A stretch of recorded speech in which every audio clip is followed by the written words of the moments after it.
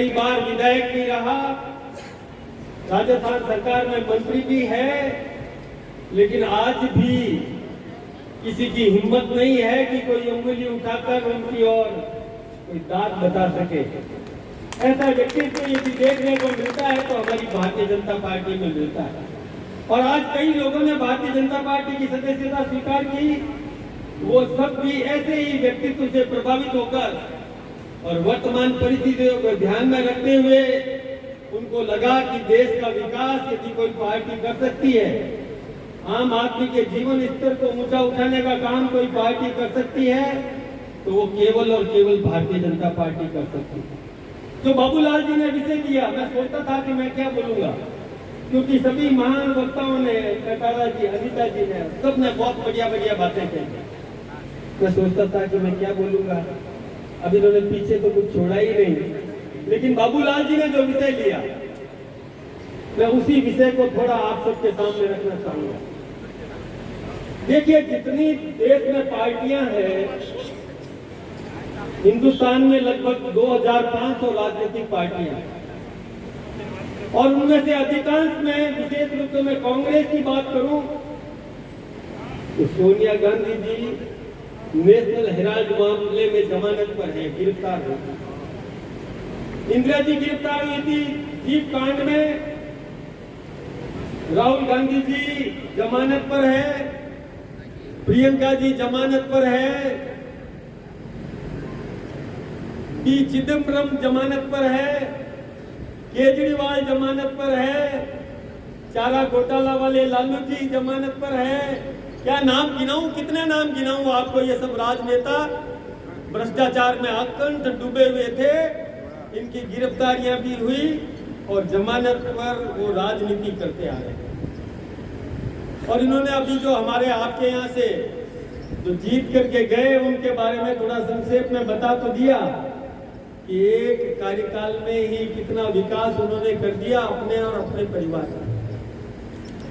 ये सब आप देख रहे हैं, लेकिन मैं एक बात आपसे पूछूं, ये जब पैसा का गबन होता है, जब आप 2G स्पेक्ट्रम का घोटाला सुन रहे थे, जब आप पनडुब्बी घोटाला सुन रहे थे कांग्रेस के राज में, जब आप सुन रहे थे कि चारा घोटाला, जब आप सुन रहे थे कि घोटाले रोजाना आते हैं, और एक महाराष्ट्र के मुख्यमंत्री सुशील कुमार शिंदे कांग्रेस के उस समय के, उन्होंने तो खुल्लम खुल्ला कह दिया था, चिंता मत करो, घोटाले होते रहते हैं, ये जनता तो भूल जाती है, 5 साल बाद इसको याद ही नहीं रहेगा।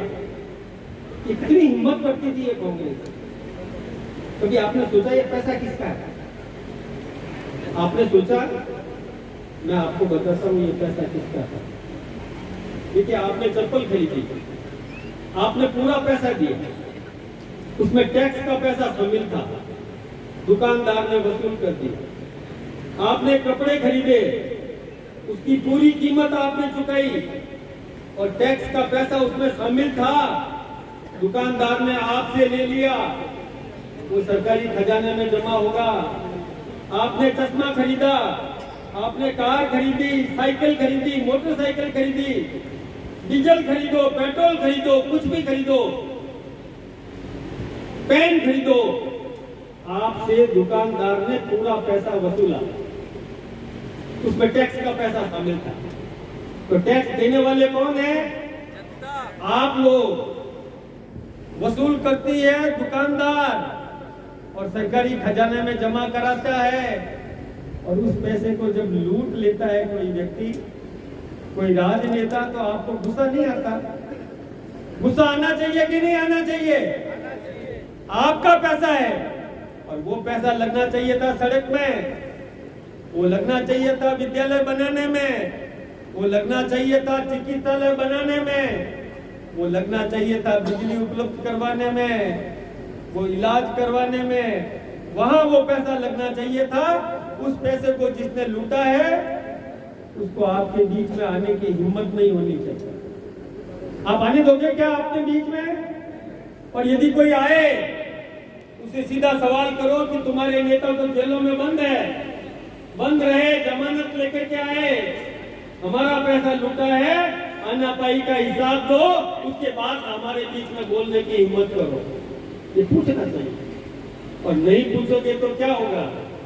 ये ईमानदार नेतृत्व जो मंच पर विराजमान है, ये आज भी वैसा ही मकान है इनके पास जैसा पहले था। इनके मन में भी आएगा कि ये तो जनता भूल जाती है, मैं क्यों खून पसीना बहाऊं, क्यों गर्मी में फिरूं, क्यों तकलीफों में रहूं।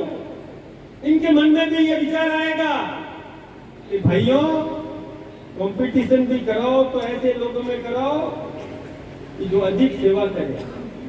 मैं भी सेवा करूं, मेरा विरोधी भी सेवा करे। मैं अधिक सेवा करूं उस विरोधी से, क्योंकि मुझे जनता का आशीर्वाद चाहिए, तो मेरा विरोधी भी और अधिक सेवा करे, क्योंकि उसको भी आशीर्वाद चाहिए। तो कंपटीशन भी कराओ तो अधिक सेवा करने वालों में कराओ। ये अत्याचार और ये भ्रष्टाचार भूलने की जो बात करते हैं, उन लोगों को आशीर्वाद मत दो। वो लोग तो सोचते हैं कि 5 साल बाद सापा इनकी पगड़ी इनके पैरों में रख दूंगा, अपनी पगड़ी इनके पैरों में रख दूंगा, ये आशीर्वाद दे देंगे। तो आलस्य पैदा करने में इसमें कंपटीशन मत कराओ। ईमानदार व्यक्ति भी सोचेगा कि मैं क्यों मरूं, इसलिए विचार करने की जरूरत है आप सबके सामने। और दूसरी ओर एक ऐसा व्यक्ति आपके बीच में आया है जो समाज को तोड़ने का काम कर रहा है, भ्रमित करने का काम कर रहा है। समाज में